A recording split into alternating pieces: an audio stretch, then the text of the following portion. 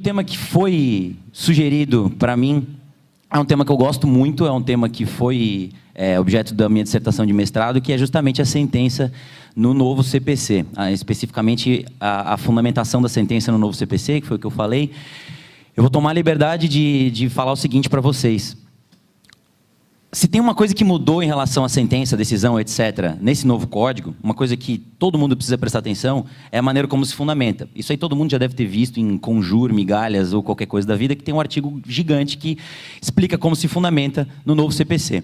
Como o professor Alexandre Freitas Câmara vai falar, inclusive fala muito bem, agora no começo da tarde, só sobre esse tema, a gente combinou que eu ia falar sobre outras coisas, então a gente vai fazer um tema aqui, outro ali. Eu não vou falar sobre fundamentação, ou pelo menos vou tentar não falar sobre fundamentação, nessa exposição curtinha que eu tenho aqui. E a Juliana vai ficar levantando as plaquinhas para me deixar nervoso. De qualquer forma, vocês devem ter visto, quem está aqui desde quarta-feira, que já viu o professor Fred, que já viu outros professores falarem e tal. Todo mundo fala que o CPC mudou para caramba, não sei se vocês já perceberam isso. E talvez ao ler o código a gente ache que as mudanças são pequenas. De fato, eu acho que depende um pouco mais da maneira como a gente encara as coisas do que como elas são de verdade. No escritório onde eu trabalho, a gente muitas vezes pensa, olha, isso aqui é uma mudança gigante, a gente tem que mudar a maneira de escrever a petição, etc, etc. Muitas vezes o juiz ou desembargador que vai receber a petição acha que essa mudança não é grande e aí a gente não precisava ter mudado coisa nenhuma. Então, a ideia é tentar captar aquilo que mudou, mas com a consciência de que muitas vezes a gente tem que saber se vale a pena alterar a nossa consciência. E na maioria das vezes vale a pena a gente mudar e repensar. Os advogados, vale a pena repensar como a gente escreve as petições, muitas vezes. E os juízes, vale a pena repensar como eles recebem essas petições para, enfim, prolatar decisões e etc. O que eu tenho para conversar com vocês hoje são algumas mudanças ou algumas coisas novas em relação à sentença especificamente. Então, vou começar falando sobre uma coisa que parece muito simples, mas não é tanto, que é a definição legal do que é uma sentença. Parece um tema super técnico, chato e tal, mas não é tanto. Quer dizer, ele pode ser chato, mas ele é importante. Que é o seguinte, quem acompanhou o código, quem advoga desde antes de 2005, quem é um pouquinho mais antigo, lembra que sentença é todo ato que põe termo ao processo, certo? De 2005 em diante, quer dizer, pôr termo ao processo um critério especificamente topológico, vamos dizer assim, um critério de lugar. Está no fim do processo, é sentença. Se está no meio do processo, é decisão interlocutória. Se não tem caráter decisório nenhum, é despacho. Tudo bem? É simples, aparentemente. Até que, em 2005, como todo mundo sabe, teve a reforma do processo de execução, que transformou em cumprimento de sentença, a Lei 11.232 de 2005, que, muito inteligentemente, para poder fazer com que o processo de execução de título judicial virasse um mero cumprimento de sentença nos mesmos autos, transformou o nominho que a gente dá para a sentença para poder adequar. Então, sentença não é mais aquilo que põe fim ao processo. De 2005 em diante, sentença é aquilo que está baseado nos artigos 267 e 269, não é isso? E é isso que a gente aprendeu, é isso com o conceito com o qual a gente vem convivendo faz muito tempo. Por que isso? Porque não põe mais fim ao processo. Porque dali 15 dias do trânsito em julgado, eu faço um mero requerimento no mesmo processo. Isso vira um cumprimento de sentença. Então, se aquela decisão não pôs fim ao processo, coisa nenhuma, só deu fim à fase de conhecimento, precisou mudar o conceito para a gente poder acertar a sistemática da coisa. Tudo bem? Tudo bem.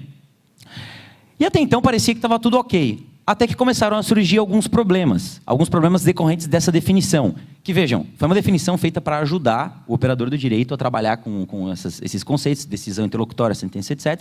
Mas podia dar aso a alguns problemas. Por exemplo, eu movo uma ação em face do Marco, que está sentado aqui, e da Bárbara, que está sentada aqui. Por conta de alguma coisa que eu acho que os dois fizeram. Primeira coisa que os dois vão contestar, a Bárbara vai dizer, não fui eu não estava no local, está aqui uma declaração que eu estava em outro lugar, ou qualquer coisa, enfim, a minha ilegitimidade passiva é o que eu estou alegando, o que ela vai estar alegando. O juiz reconhece a ilegitimidade passiva e fala, prossiga o feito em relação ao réu Marco e ao autor aqui. Em relação a essa ré que foi excluída do processo, o juiz não reconheceu carência de ação, ou falta das que se chamavam condições de ação, que é a legitimidade passiva, não foi isso? Para fazer isso, ele não usou o artigo antigo 267, inciso 6º do CPC. Então, ele prolatou uma decisão com base no artigo 267. Essa decisão, para um dos réus, pôs fim ao processo, quer dizer, ela saiu da relação. Só que ela não pôs fim ao processo como um todo, tudo bem? Se eu for chato, legalista, de 2005 em diante, essa decisão foi dada com base no artigo 267. Eu deveria chamar isso de sentença. É sentença para ela e para nós não é sentença, porque ela não acabou com a nossa relação jurídica. Vejam o problema. O que ela faz se ela quiser voltar para os autos ou o que eu faço se eu acho que ela não é ilegítima e eu quero que ela volte para a relação? Eu apelo ou eu agravo? A dúvida é muito processual, mas vejam, é o nosso dia a dia, é o que a gente precisa saber. E agora no novo código, o prazo é de 15 dias. Mas a diferença de prazo de 10 para 15 já era o que matava a cabeça do advogado quando a gente ficava nessa dúvida. Né? E além disso, o fato de que a gente vai interpor aqui embaixo no juiz de primeira instância ou direto no tribunal, as custas que em muitos estados são diferentes, embora aqui possa não ser, o fato de que a gente tem que fazer um traslado, né, ainda onde tem processo físico, e na apelação não. Juliana, 15 minutos? É brincadeira. Enfim, essas dúvidas foram o que fizeram o conceito de sentença ser alterado de novo no novo CPC, para juntar aquilo que era antes de 2005 com aquilo que veio depois, no conceito, na definição das sentenças e das decisões interlocutórias. Então agora a gente tem o seguinte: é sentença toda decisão que, com base nos artigos 485 e 487, que são 267 e 269, né? A gente tem até que se acostumar com esses novos números, com base nesses artigos, põe fim à fase de conhecimento ou extingue a execução. Então eu preciso ter essas duas coisas. Ser com base no artigo 487 ou 489, que fala não resolve o mérito, resolve o mérito, e ao mesmo tempo pôr fim à fase de conhecimento. Tudo bem? Então vejam só. A partir disso, a gente começa a trabalhar com esse conceito, com as novidades que eu tenho para falar aqui. Então eu estou começando agora, Juliana. Não me apresse. Vejam a possibilidade. Alguém falou assim, isso mesmo. Ó, viu? Eu tenho ajuda aqui. O artigo 356 do novo CPC é o que fala das chamadas decisões parciais de mérito, ou, como a gente estava acostumado a falar até anos passados, de sentenças parciais. Todo mundo lembra, quem advoga direto com o CPC, do artigo 330, que fala de julgamento antecipado do mérito. Esse artigo agora é o 355, para a gente se acomodar nos novos lugares do código. O 355 fala a mesma coisa, vou julgar antecipadamente o mérito, quando não precisar de mais provas, ele não fala mais questão estritamente de direito, ele fala até uma expressão mais legal, quando não for necessário mais prova do que o que já está produzido, ou quando o réu for revel, etc. Acontece que o artigo 356 traz uma novidade interessante, que é a sentença parcial de mérito. Que acontece, e vejam, eu vou falar com mais calma, sentença entre aspas, tá? Decisão parcial de mérito. Que acontece em duas situações básicas. Quando houver cumulação de pedidos, ou quando, mesmo havendo um pedido, ele puder ser fracionado, dividido, de qualquer maneira cindido. Vejam um exemplo. Estou andando de carro emprestado, que eu não tenho carro, mas eu estou andando de carro, imagine, e o Marco bate no meu carro. Primeira coisa que a gente vai fazer é tentar resolver amigavelmente, não sendo possível, vamos a juízo. Ele bateu no meu carro e eu, enfim, perdi um dedo, tive danos estéticos de qualquer maneira, sei lá, machuquei um braço e tal, além de que custou para arrumar o carro. Na contestação ele fala, de fato, a culpa é minha, porque eu não me atentei, eu bati atrás e etc, etc, mas esses 30 mil que ele falou para arrumar o carro, coisa nenhuma. Custou 5 mil que eu sei, está aqui 3 orçamentos para provar que esse é um tipo de conserto que custa 5 mil reais. O que eu fiz? Eu pedi danos morais, que são os danos estéticos, né? E danos materiais. O que ele fez na contestação? Não negou a culpa dele, mas impugnou o valor dos danos materiais. Tudo bem? A gente pode ou não produzir perícia, tanto faz. Não precisa produzir as testemunhas que a gente está acostumado, a prova testemunhal, para dizer quem teve culpa. Porque ele disse, não, a culpa é minha. Se o juiz, com a mera declaração de culpa, e a foto que eu bati lá dizendo, olha aqui o meu dano estético, tiver provas suficientes para dizer que tem dano moral no dano estético, mas o valor 10, 30, 100 mil reais para arrumar o carro precisar de outras provas, vocês não concordam comigo que alguns pedidos amadureceram em tempos diferentes e outros ainda não estão maduros? No CPC passado, tudo que a gente podia fazer era um verdadeiro migué processual, que é dar uma tutela antecipada de acordo com o parágrafo 6º do artigo 273, que é aquele tal do pedido incontroverso, que tinha gente que falava que era sentença, enfim. Era uma coisa um pouco complicada. Agora a gente tem essa possibilidade do artigo 356. Vou julgar um pouquinho do mérito, já que o mérito é totalmente fracionável, tem 2 pedidos, e o resto não está pronto para julgar ainda. Tudo bem? Vejam, a decisão que é dada com base no artigo 356, que admitidamente reconhece que o mérito é fracionável, e que eu vou julgar um pouquinho e deixar o resto para o resto das provas, para a fase instrutória, ela é uma sentença ou uma decisão interlocutória? Ela tem todo o conteúdo de uma sentença. Vai ter vistos, vai ter PRI, vai ter tudo mais que uma sentença tem. Ela tem toda a carinha de uma sentença. E ela é dada com base nos artigos 485 ou, nesse caso que eu disse, 489, resolução do mérito, bonitinho. Só que ela pôs fim à fase de conhecimento? Não. Então vejam o porquê que não é só técnico que tem importância. Vocês não podem chamar isso de sentença, porque vocês não podem apelar dessa decisão. Até o que eu estou falando aqui é um pouco redundante, porque o artigo 356, parágrafo 4º, fala, cabe agravo de instrumento. E se cabe agravo de instrumento pela lei, não me inventem fungibilidade. Porque fungibilidade é dúvida objetiva. E aí o professor Rodrigo estava falando agora sobre nulidades e etc. E cooperação e boa-fé e tudo que tem a ver com nulidade. Eu não posso, de bom grado, ler um artigo que me diz que cabe agravo de instrumento, apelar e falar que tem fungibilidade. Isso não existe. Então, fica mais difícil. Por que eu estou chamando a atenção de tudo isso? É decisão interlocutória que fala sobre o mérito. Aí, se vocês forem no artigo 1015, parágrafo 1º, vai falar, cabe agravo de instrumento das decisões interlocutórias que versem sobre o mérito. Então, bonitinho, tudo bem? Em tese, a gente tem poucos problemas com isso. Ontem, por coincidência, estava estudando um caso, precisava, trabalhando, enfim, precisava dar uma resposta, que era o seguinte, olha que interessante. Meu cliente fez um pedido de indenização por danos morais, por ofensas, etc, coisa e tal, a duas pessoas. A pessoa que fez a ofensa e o empregador dele. Tudo bem? Porque era numa revista, então era a revista e o colunista da revista. A sentença julgou procedentes os meus pedidos em relação aos dois réus. Tudo bem? Acontece que, depois de publicada a sentença, ou seja, já estava aberto o prazo para recorrer e tudo mais, publicada a sentença, um dos dois réus, que é a pessoa física, não a empresa, que é a empresa e não a pessoa física, um dos dois réus juntou nos autos um acordo que foi feito em outro processo que falava que todas as nossas questões tinham sido resolvidas. Depois da sentença. Olha quanto problema a gente tem em relação à sentença. A sentença só pode ser modificada por embargos, por erro material ou por fato superveniente. Vamos imaginar que isso seja um fato superveniente para evitar tantos problemas.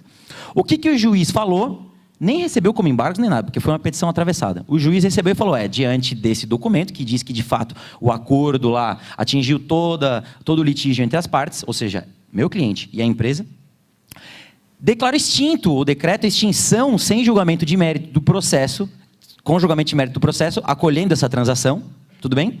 E prossiga a discussão em relação ao outro réu, que de fato foi condenado, se quiser vai apelar, etc. Tudo bem? Vejam, a primeira coisa que o advogado veio falar comigo no escritório é o seguinte, Léo, aconteceu assim, foi a história dos autos é essa decisão não pôs fim ao processo, e ela não falou sobre o mérito todo, ela falou sobre metade do mérito, porque a outra metade é esse réu. Então é uma decisão interlocutória, eu preciso agravar dela. Faz sentido? Só que não está certo.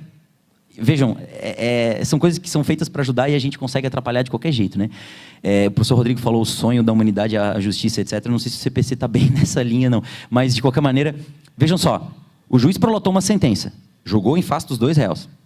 É uma sentença, ninguém está discutindo. Essa sentença foi modificada em uma parte, tudo bem? Quer dizer, o juiz diz, condena 10 mil, condena 10 mil. Mudou para dizer, acolhe o acordo, condena 10 mil. Continua sendo uma sentença, mesmo que modificada. Ela não perde a natureza jurídica dela de sentença. A decisão é uma só. Tudo bem? Não são duas decisões. Então, ainda que isso aconteça, essa modificação integra aquela sentença que está lá atrás. Eu preciso agora, eu sou vencedor, era vencedor, né? Agora tenho um acordo, que na verdade não se aplicava ao meu caso. Eu preciso apelar disso, não é agravar. Essa construção não é tão fácil de fazer. Por quê? A gente está tentando refinar o conceito de sentença até chegar onde dá. Mas por enquanto não está sendo muito fácil. Esses problemas vão surgir e a gente vai ter dúvidas. Se eu agravasse dessa decisão, eu tenho certeza que o desembargador ia ficar encucado, não ia saber o que fazer com isso direito, porque fala, meu Deus, mas é uma sentença, eu vou agravar e tal. O que é o risco? O risco que a gente correu no escritório? A gente apelou disso, até porque o prazo é o mesmo, correndo o risco do desembargador achar que é um agravo de instrumento e a gente cair naquilo que eu falei que vocês não podem fazer. Vamos ter que falar que há uma fungibilidade, porque senão eu vou perder o meu direito por ter ingressado com o recurso errado. Porque a apelação parece o meio mais simples para não levantar suspeita, vamos dizer assim. Então a gente ainda tem uma corda bamba para andar, mesmo com alguns refinamentos de conceito que o novo código tenta trazer. Tudo bem? Vejam, Continuando sobre decisões parciais, as tais sentenças parciais no novo Código. Ela é uma decisão interlocutória, só que ela tem um conteúdo de sentença. Então, é minha opinião que a gente tem que tratar ela como se a gente tratasse uma sentença. Tirando o fato de que a recorribilidade é diferente, porque reconhecidamente é um agravo de instrumento que cabe ali, a gente precisa dar o mesmo tratamento para esse agravo que a gente daria para uma apelação, caso esse conteúdo fosse julgado lá na frente. O fato de que o juiz decidiu julgar metade do mérito agora e não tudo depois, não pode me prejudicar aqui para eu recorrer e ter menos direitos do que se eu tivesse lá na frente quando eu apelasse. Tudo bem? E vejam que essas inconsistências entre esse agravo e aquela apelação lá na frente existem. Então você, como advogado, ou você que for pegar os autos para dar uma olhada, precisa ter isso em mente para evitar que você perca direitos processuais em relação a essas situações que vão começar a acontecer cada vez mais. Vejam, por exemplo, o artigo 356 fala: essa decisão interlocutória aqui, que é a decisão de mérito, ela, se não impugnada, vai transitar em julgado, para deixar bem claro que ela tem conteúdo de sentença. Então, transitado em julgado aqui, o resto do processo continua, mas a minha execução aqui é definitiva. Eu não preciso fazer uma execução provisória. Tudo bem? É sentencinha mesmo o conteúdo dela. Agora, algumas coisas importantes. Agravo de instrumento não tem sustentação oral. Isso não é novidade para ninguém. Apelação tem. Primeira incongruência bem forte aqui. Porque se o juiz vai julgar algo que tem conteúdo decisório de mérito, eu teria em face ou em tese um recurso no qual eu deveria poder me manifestar através de sustentação oral, não é isso? E olha que dado interessante para quem está contra isso que eu falei, para quem quer falar que não tem sustentação não. No trâmite do novo código, quando era projeto de lei, 8406, etc., tinha lá, cabe sustentação oral nas seguintes situações, e os vários incisos. E um dos incisos era, no agravo de instrumento que fale sobre o mérito. Justamente por isso que eu estou falando. Isso foi vetado, e a redação agora fala, cabe no agravo de instrumento que fale sobre tutelas provisórias de urgência. Então vejam, se você não quer que o seu amiguinho do outro lado faça a sustentação oral nesse caso, você vai falar, não senhor, o código tentou passar, mas não passou isso. Então não tem sustentação oral nesse agravo. Se o juiz decidir julgar fracionadamente o mérito, o agravo de instrumento não tem sustentação oral. É uma incongruência chata. Outra coisa, artigo 997, recurso adesivo. Parágrafo 2º, inciso 2º desse artigo fala, é cabível na apelação, no RESP e no RE. Tudo bem? Não é cabível no agravo de instrumento. Mas vejam, a situação de novo é parecida. Eu vou ter a meu desfavor uma decisão contra a qual, se fosse lá na frente, eu apelaria. Eu vou ter que agravar porque é agora. Agravando, se o réu, ou se a parte contrária foi sucumbente também, ela deveria poder ter a possibilidade de um recurso adesivo. Tudo bem? Como a gente interpreta em recursos tudo restritivamente, a ideia é que não tenha recurso adesivo. Fica complicado trabalhar com essas incongruências do código. E outra questão... é o efeito suspensivo, lembrei. A regra do novo código é que os recursos não tenham efeito suspensivo. Ou seja, você interpõe o recurso. A regra geral é que a outra parte possa muito bem executar provisoriamente aquilo, só não pode efetuar levantamento de valores sem calcionar, tudo bem? A não ser que a lei disponha de forma contrária. Aí vem lá o artigo da apelação e fala, a apelação vai ter efeito suspensivo, como é hoje, como era até o ano passado no Código Velho. Então, quanto à apelação, a gente não tem esse problema. A apelação só não suspende os autos naquelas situações que a gente conhece, quando confirmar a tutela antecipada, quando decidir sobre alimentos, etc, etc. Todas as outras situações, não tem problema, é efeito suspensivo. Agora, o agravo não. O agravo é como era no código passado e a gente não dava bola. Que a regra era o agravo retido e a gente convertia em instrumento. Mas eu duvido que alguém já tenha feito isso. A gente sempre faz o agravo de instrumento e é o juiz que converte em agravo retido quando acha que não tem urgência. Agora virou assim mesmo. O agravo não tem efeito suspensivo e eu preciso demonstrar a urgência, etc, etc. Acontece que, não pela urgência, a apelação tem sempre efeito suspensivo. Pela lei ela tem. Então, se eu estou falando de um recurso contra uma decisão que poderia muito bem ser dada na sentença lá na frente, mas está sendo dada agora, eu imagino que para equiparar, este agravo aqui precise ter efeito suspensivo automático, tanto quanto a apelação. Porque senão eu vou permitir justamente a execução provisória, a invasão dos meus bens por uma decisão e etc., quando eu não tenho a urgência. Porque na apelação eu não preciso demonstrar urgência, eu só preciso apelar. Não concordam? Não preciso fazer nada para que suspenda o curso do processo em primeira instância. Essa equiparação é uma coisa que vai precisar ser construída por vocês no dia a dia.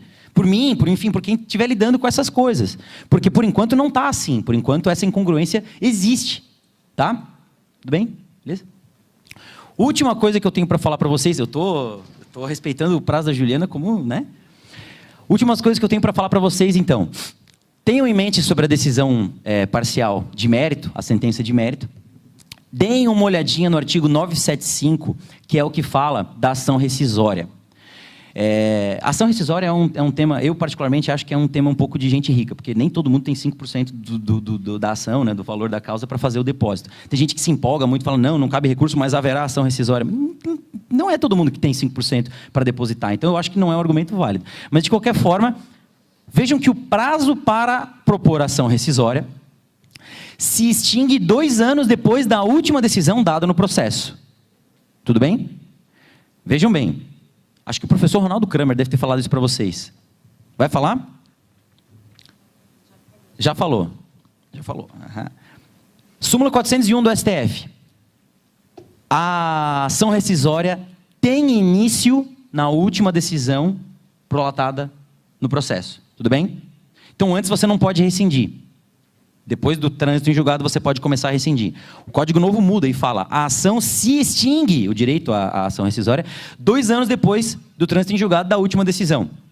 O que o Código quer me dizer com isso? Primeira coisa, o STF não entende nada, esqueçam essa súmula, a gente é que sabe de processo. Segunda coisa, se extingue 2 anos depois, eu não sei quando começa. Meu chute é o seguinte, começa no trânsito em julgado de cada decisão. Então, se eu tenho 3 pedidos, ou que seja um pedido mais fracionável em 3 parcelas, que o juiz vai decidir decisão interlocutória e depois a sentença, a cada trânsito em julgado, eu começo a ter direito de rescindir a decisão.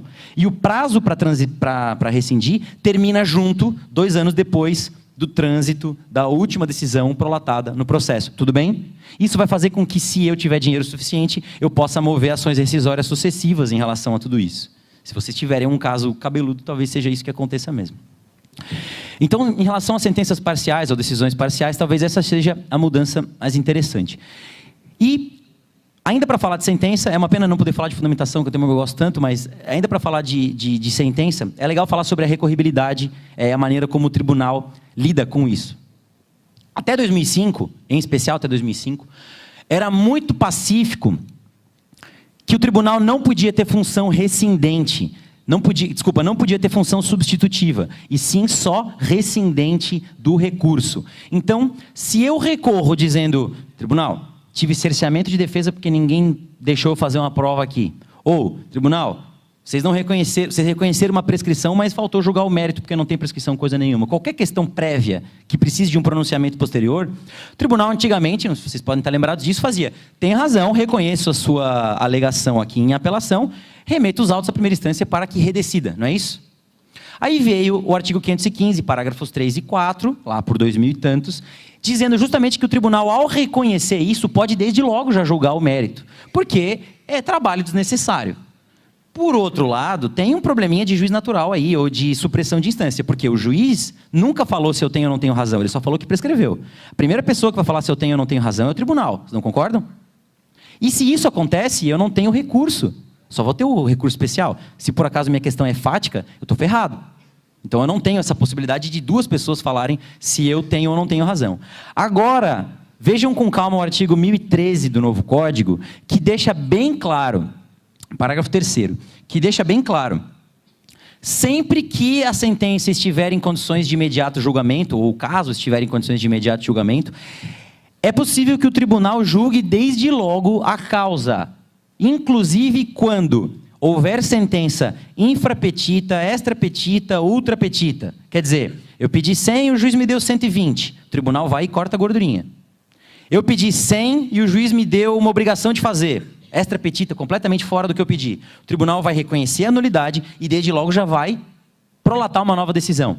Eu pedi danos morais e materiais. O juiz esqueceu de falar de danos morais. Sentença infrapetita, não é isso? O tribunal vai reconhecer a omissão de um dos pedidos, já vai julgar o pedido desde logo. Tudo bem? E por último, que aí é um tema mais querido para mim, o tribunal julga desde logo quando reconhece a nulidade da sentença por falta de fundamentação. Ou seja, façam com cuidado. Se por acaso vocês forem sucumbentes em uma determinada sentença, precisarem apelar, até gravar, mas vamos falar de apelação, vocês precisarem apelar, e a fundamentação que for contra vocês tiver uma falha, um vício daqueles do artigo 489, que é o artigo mais importante do novo CPC, não é só porque eu tenho um livro sobre isso, mas também porque ele é muito importante. Aliás, compra, gente, ajuda que tem para vender aqui, tá barato, tá, vale a pena. Não é só por isso que vocês vão recorrer, dizendo perdi. Vocês vão dizer, em primeiro lugar, a fundamentação está errada. Em segundo lugar, além disso, eu perdi. O tribunal vai precisar corrigir as duas coisas, ele não pode simplesmente mudar o vencedor e o vencido, ele tem que corrigir a fundamentação. Então ele vai dar um julgamento em duas fases. Reconhecer que a fundamentação do juiz de primeira instância estava errada, porque tem lá os incisos do artigo 489 que ele não pode descumprir, e ao fazer isso, prolatar uma nova decisão, corrigindo a fundamentação.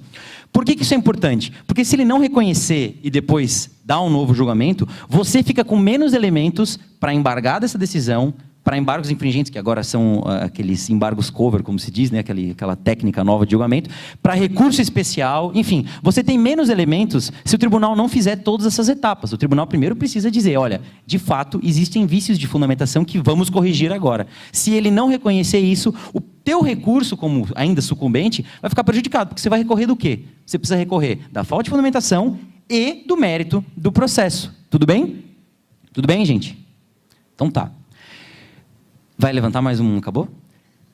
Gente, é uma pena que o tempo seja tão pouco e etc, e tenha que ser apressado desse jeito, mas vejam com calma as mudanças do novo código em relação a um tema que parece tão banal, pouca gente dá atenção, e é de fato o grande tema, eu acho, de qualquer código de processo, de qualquer processo, que é o tema da decisão judicial. E a gente costuma falar muito de intervenção de terceiros, e o adesivo, e o prazo, e não sei o quê, e muito pouco da maneira como se decide. Acho que por aí a gente tem um caminho interessante de reverter decisões e de trabalhar melhor com essas questões processuais. Vejam com calma que o novo CPC tem muita novidade nesse tema, não é pouca coisa. Vejam com calma os artigos 489 e seguintes, que vai falar sobre sentença que reconhece a obrigação de fazer, obrigação de entregar, ele fala de astreintes, tem uma série de novidades interessantes que valem a pena ser vistas.